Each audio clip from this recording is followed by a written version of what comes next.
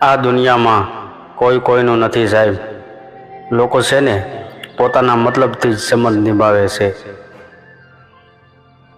જ્યાં સુધી તમારામાં સ્વાર્થ હશે ને ત્યારે તમે એને સારા લાગો છો.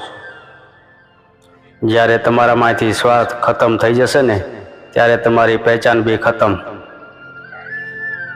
તું કોણ, હું કોણ, બસ એટલે જ કહું છું સાહેબ, કોઈથી ઉમ્મીદ ન રાખો.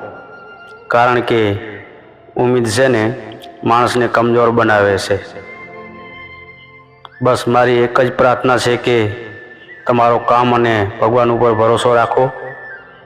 કારણ કે સમય પ્રમાણે આપણો પડછાયો છે ને એ પણ સાથ નથી આપતો સાહેબ. સમજાય એને વંદન. જય શ્રી કૃષ્ણ. રાધે રાધે.